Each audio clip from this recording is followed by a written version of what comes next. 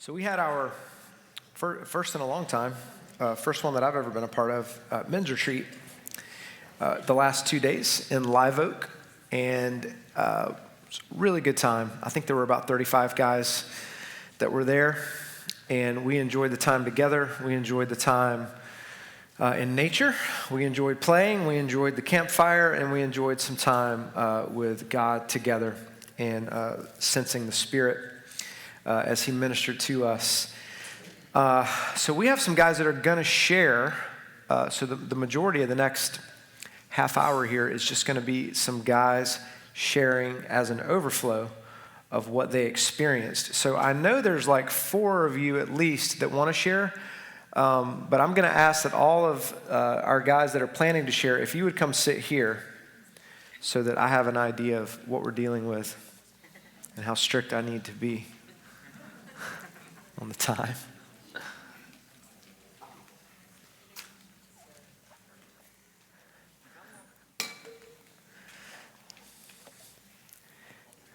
All right, so we got 4?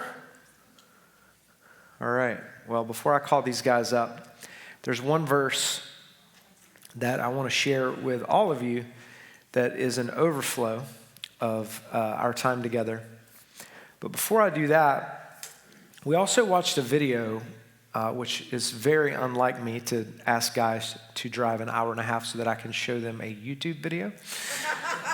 But I watched a video, or I was able to experience something firsthand in Oregon last weekend at a conference in Portland, put on by an organization called 24/7 Prayer. And they are very friendly with Alpha and some of those similar streams that really led to this church coming into existence, Holy Trinity Brompton and Nikki Gumbel and a lot of the things that we've leaned into and been a part of that the Spirit's doing on the other side of the pond over there. So this talk was given by a guy named Tim Mackey. And Tim Mackey is probably a name that you don't know, but potentially a voice that you would recognize if you've ever watched a Bible Project video. Have you ever watched a Bible Project video? And there's just like this savant genius unpacking the whole of Leviticus for you in 5 minutes, and you go, now I understand, right? So he's just kind of wired that way. But this video was him being invited into this 24/7 prayer conference to share as an overflow of how God has awakened his life to prayer. Okay, his life to prayer. And it's one of those talks that, first of all, I could never replicate it. But second of all, it's one of those things that you just have to see and engage with. So I am encouraging, we're going to post it on Church Center, and I am encouraging all of our city groups. I'm not going to give a formal talk today, so our discussion-based groups will not be based on my talk. But what I would like for you to do is, as a group, watch this teaching together and discuss it. We watched it with our staff, had a really sweet time in God's presence afterwards. We watched it at the men's retreat, and the guys got a lot out of it.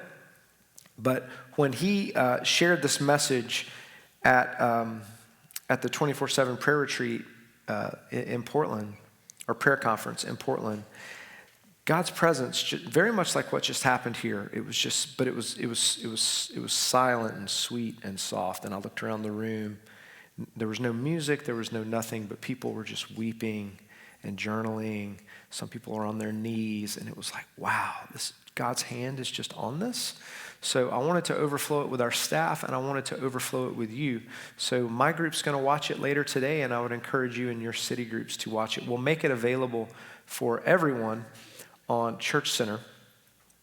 But the other theme that really came out of this weekend is we talked about what it looks like to really do an anti-men's retreat, which can really be based on how strong we need to be. We really talked about embracing our weakness, and that's just been a life message for me. It's just been a life message for me that God has had to slowly drill into this stubborn heart, and still is breaking into my heart over time, and that's that He is most likely to work through me and to heal me and to restore relationships and to do all the things that he does that are so good when I'm willing to embrace my weakness before him. So there's a verse, a psalm, Psalm 102, 21 through 28. So the name of the Lord will be declared in Zion, and his praise in Jerusalem, when the peoples and the kingdoms assemble to worship the Lord. In verse 23, in the course of my life, he broke my strength. He cut short my days. So I said, do not take me away, my God, in the midst of my days. Your years go on through all generations. In the beginning, you laid the foundations of the earth, and the heavens are the work of your hands. They will perish, but you remain. They will wear out like a garment. Like clothing, you will change them, and they will be discarded, but you remain the same, and your years will never end. The children of your servants will live in your presence. Their descendants will be established before you. You know, this was a lesson that Paul had to learn. Paul eventually came to the conclusion that the Lord was telling him his grace was sufficient, and in our weakness, in Paul's weakness, in our weakness, God is made strong. So we lived with that theme, especially yesterday. And we had some guys share from very different places just what this retreat meant to them. So I would like to first invite Joel to come up. Joel, you can introduce yourself, introduce kind of your guys' story here, and go from there. Thank you. My name is Joel. Like Pastor Jared said, my wife Christine is over there. We've been coming to RCC for about 11 months. I'm sorry, I'm getting a little feedback here. I think it's only appropriate that I'm going first here because I came in last in the cornhole tournament, and that's very scriptural. So,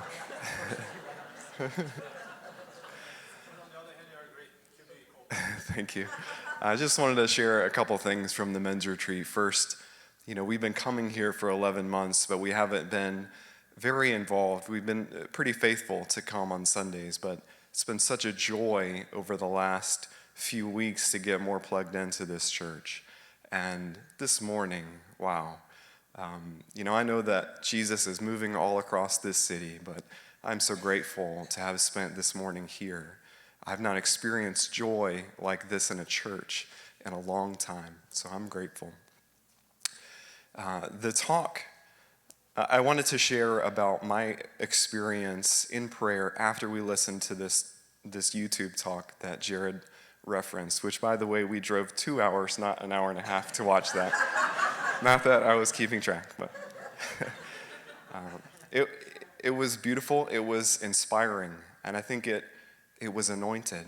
And we had a really precious time as men together praying after that, just in stillness and some praying over each other. And I want to share about my experience during that prayer time. So as we started praying, I felt so connected to God. And sort of one of the themes of that talk is that paradise is here and it's accessible through prayer. And I felt so connected to the Lord. I even felt this like warm, I would say, presence holding my arm, and that rivers of living water were flowing out of my heart. It was a great time with the Lord at first. And then I started to become really afraid. And to give you a little bit of context about what I'm about to share, about 3 years ago, my wife and I lost our newborn daughter after complications during labor and delivery. And needless to say, that was devastating. And for the last year and a half or so, we've been struggling to get pregnant. And I think over time, there's been a fear that's been building, but also remained hidden in my heart about, God, what happens if we never get pregnant, if I never have a child? And during that prayer time, that fear came right to the surface. And I have not felt so afraid in a long time. And I couldn't do anything. I brought it to God and I said, here I am, please help. Over the course of the weekend, even this morning, the Lord has just been reminding me that, I don't know the answer. I don't know the future. I don't know what's going to happen for us in the future. But what I do know is that the person of Jesus is the answer for me. And I know in my mind that the purpose of that when people grieve and lament, we're not necessarily looking for answers, but we're looking for presence. And the Lord has been so gently reminding me over the weekend that he is here with me.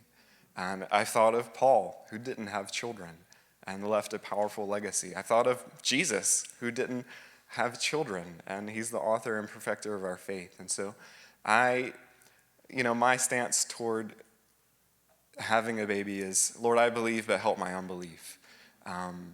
But I'm growing more and more to just rest in him. So thank you, everybody.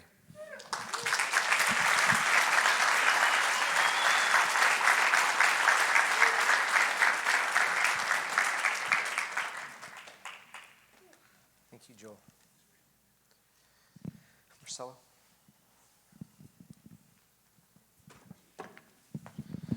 All right, good morning, everybody. My name is Marcelo, and we moved to Jacksonville area about a year ago. It's me, my wife Flavia, our daughter Bianca. And is it okay if I leak a few spoilers from that video? Sure. Okay. Yeah.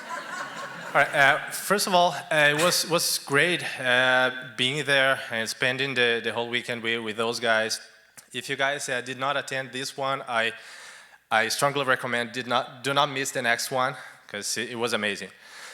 But it was Friday evening, and we were watching this video, which we drove 2 hours to get there to watch a YouTube video. But when we got there, I was watching that video, and Tim Mackey was talking about his experience. He was talking about a time when he was backpacking, trying to get to the top of a volcano somewhere else. And he was walking, he was so focused on that getting on the top of that volcano. But it was probably he was halfway through, and he saw a woman there, and he approached her, and the woman had her mouth full of huckleberries. And the woman was telling him that those were the biggest, the juiciest, and the most delicious huckleberries she had her whole life. And then he was so focused on that top of the volcano on his journey that he didn't realize when he looked at his side, he saw a field full of huckleberries. When he looked back, there were many of them. When he looked ahead, huckleberries all over the place. And then he was not able to see that because he was so concentrated in his goal. So he was not able to see that he had delicious food for free the whole time available to him. And then at the end of that video, it was not that simple. It was, at least to me, it was a complicated video. At the end of the video, I was struggling. I was feeling confused because I didn't get the whole message. And I felt like God threw many puzzle pieces in front of me. And I was there during the night trying to build that puzzle. And I felt like there were a few pieces missing on that puzzle. And I got frustrated because of that. I was like, hey God, I came here, to have fun and to be in your presence, not to get frustrated or to struggle, nothing like that. But then the next morning came, and we woke up early. We went to a run. I don't know if Jerry mentioned that to you, but he's training for a marathon. So we were running.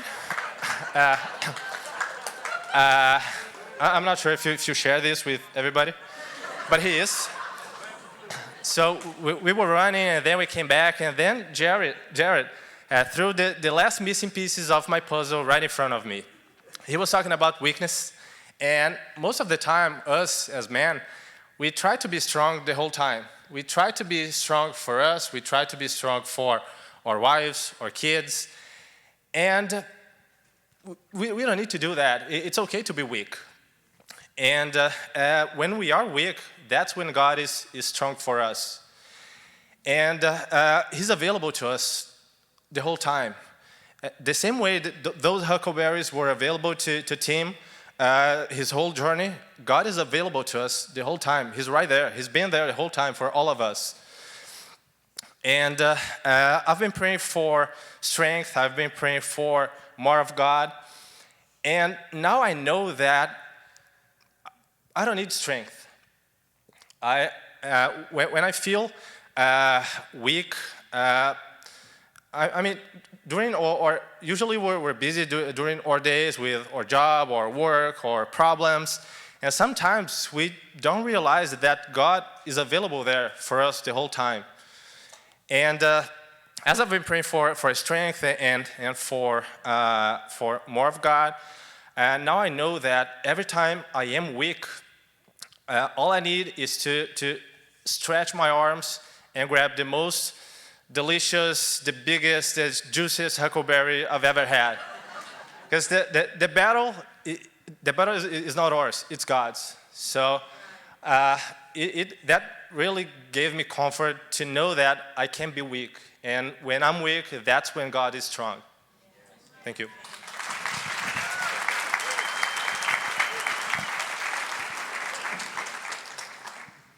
All right, who's next to come up here and light me up? Those 2 hours. Yeah. I'm not going to mention the 2 hours we drive to watch the video, okay? I promise. Morning, church. For those who don't know me, my name is Abner. I'm one of the many Brazilians that Fernando brought to this church, creating a little community there. But first of all, before I talk about the retreat itself, I just wanted to say how grateful I am to be part of this church and to be part of this group. That I started to go to the men's first Monday, thinking like, yeah, this bunch of guys there, I don't know what they're talking about. But it was really powerful. It was really supportive. So I really encourage for those who do not participate yet to join us, not only on the retreat, but also on the main first Monday, because it was a breakthrough for me. And because, you know, my wife and I, we got married just in 2019. We moved to U.S. without knowing anyone in California, and it was really tough time. And when we moved to Jacksonville, we knew Fernando, which was a good start, but we didn't know other people. And so when I joined this group that I really felt supportive. I made a lot of friends, and it's really encouraging. And this retreat wasn't different. It was really powerful, and just the space we created, the environment for everyone to share, their weakness, their challenges, topics that we would not share with our wives or our kids or anyone. And just we understand each other. For the topics that Jerry was talking about and others were talking about the video as well, we look at each other and we kind of understood because it was the same language. We know what we were going through together. So it was really powerful. But yesterday, in the last session, when we were talking about weakness, for all men, it's a challenge topic, because I don't know if you guys know that, but one of the statistics for suicide are major men's, because we don't talk to each other. You know, we pressure these things inside. We have to be strong. We don't cry. And when you start about weakness, that made all sense. It was like, no, it's okay to be weak because God is strong. And to me personally, I was going back in the past, in the times that I felt weak. I didn't feel like I act as the real man, like strong. I didn't step in. And God was like, you don't know what you were doing at that time. Because if you did what you were planning to do, like all men wise, it wouldn't work. Because it's my power that is strong, nor yours. So it's better for you to be weak and let me handle the things, because that's going to work out better. So I felt this overwhelmed joy, and it was really comforting because I was struggling that my whole life. Some of these periods of my life that I didn't act as the man and stepping up and fighting. And he was like, no, I was there. So that's what I want to share with you guys. Thank you.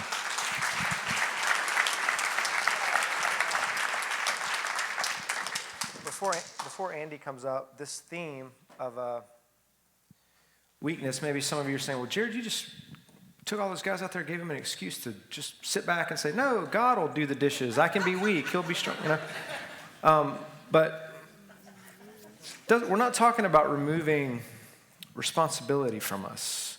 What we were talking about was this idea. I even challenged the guys because I think because of the cultural lies that are rampant in this country, in every country, sometimes it's harder for men to pray because we don't want to be dependent. We feel that takes something from us to be dependent. So even coming before God in our weakness and saying, I just don't know. I just don't know. And I shared this story that really impacted me.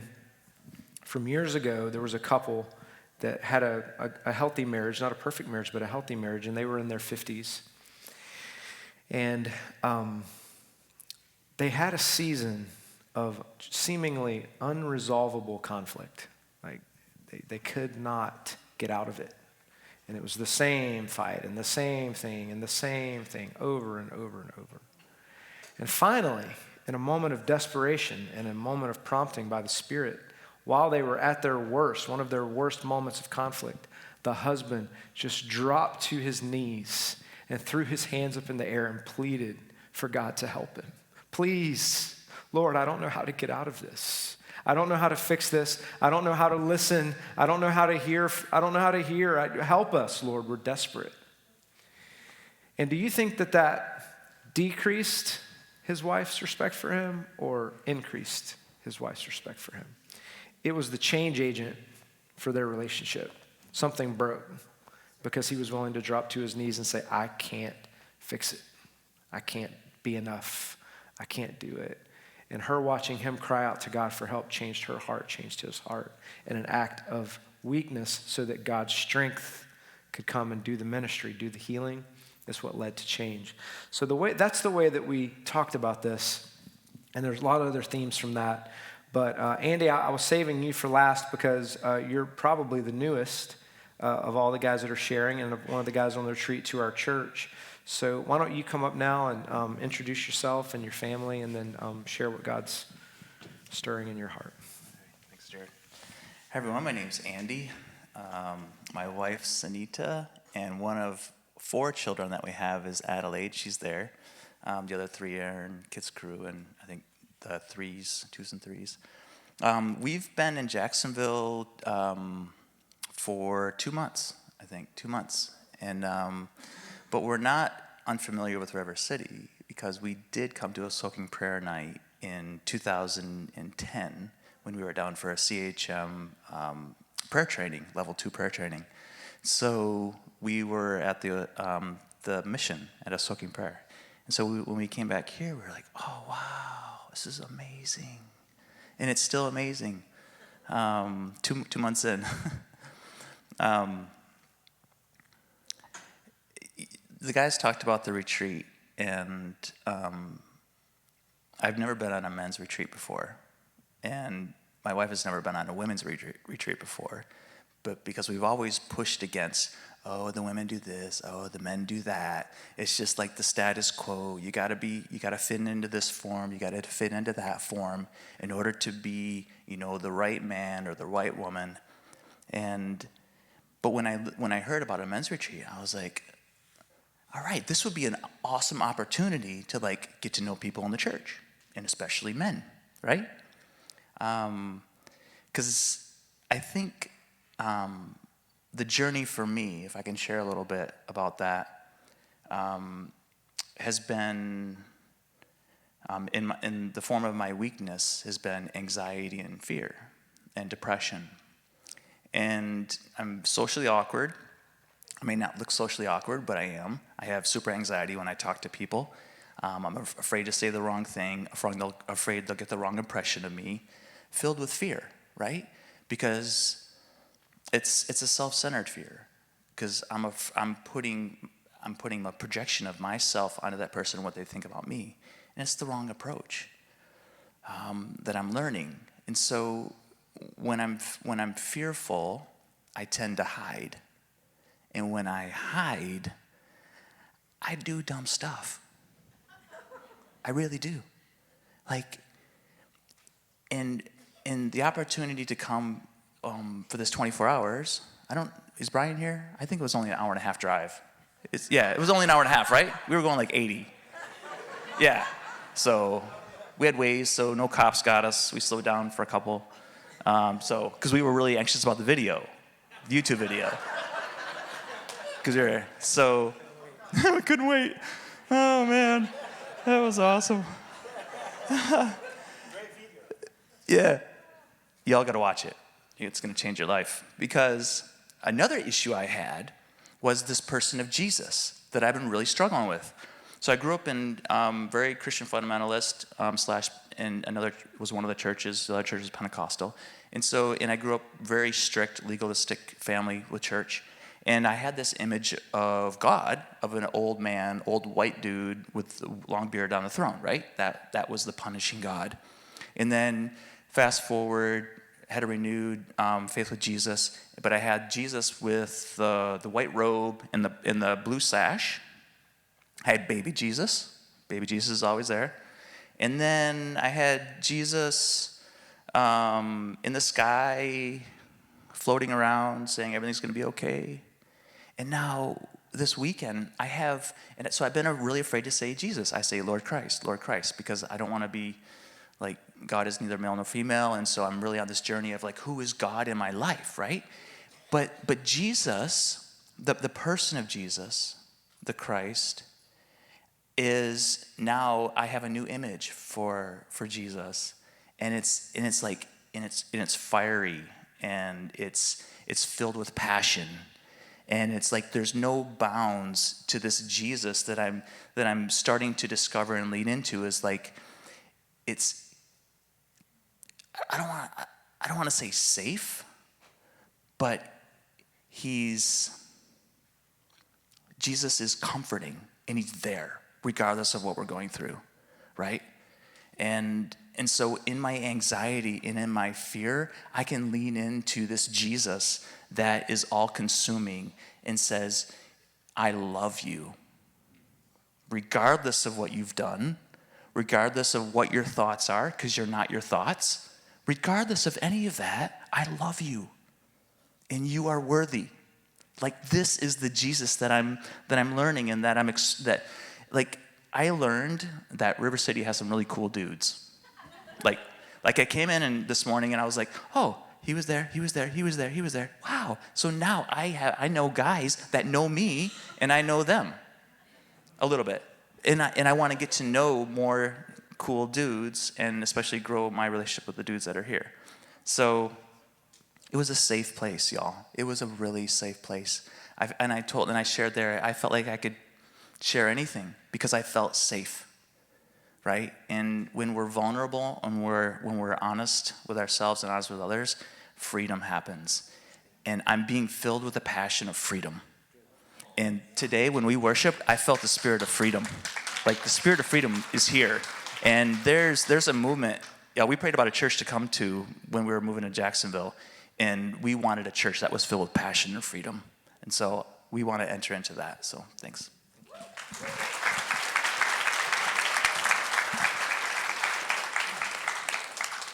That's risky to take a step like that and go on a trip like that when you're so new. You're so new, and I was so grateful that Andy took that step, and that he felt like the environment was safe, and that his vision of Jesus was reinvigorated at the same time. And the only reason Andy didn't make fun of me up here is because he totally destroyed me in cornhole yesterday and made fun of me the whole time. So he didn't. He was kind in his victory over me. Trying to embrace my weakness. God, it's always, not always, but it is typical for a group to go away on a retreat, whether it be Alpha, whether it be women, whether it be a church retreat, whether it be a youth camp, whatever it is, and to come back with something, that's for all of us. And I really appreciate these guys overflowing on all of us. But we have a few minutes here.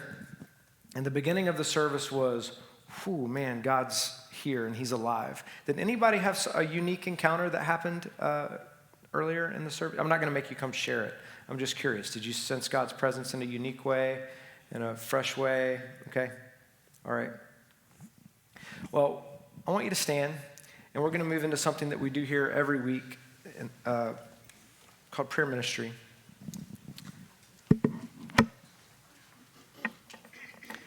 There is an old Christian song that has been stirring in my spirit for the last 2 weeks, and it says, I need you, Lord, I need you, every hour I need you. You guys know that one? Okay. You good on that one, Nicole? Yeah. So I would like for us to spend a few minutes singing that song, and then if you're still in need of something, if you still want prayer, if you still want to come forward, if you're still asking God to bring change, okay? I have a sense that some of you, the need for something to change and break is becoming intolerable. You need something to break and change. Okay? And only He can do that. I can't change the season in your life. God can. Okay? He can break through to a new season. If you're caught in a trap in your mind or a stronghold or a pattern of thinking that you do not seem to be able to get free of, I cannot break that pattern of thinking or that stronghold or whatever it is off of you. But He can.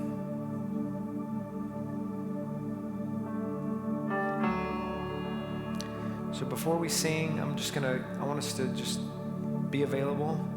Holy Spirit, come. Fill us with faith.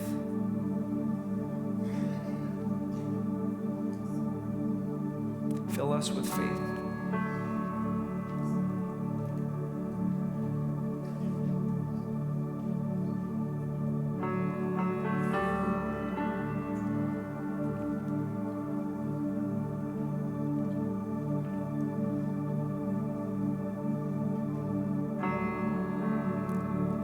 So as we sing this song, if you would like to come down for prayer, come down. Prayer ministers, you can come down as well, and we will pray over them. But all of us, we have some time before we need to go get our children. So I would ask that you just stay, be present to this moment, and let's all of us sing this song together. I need you.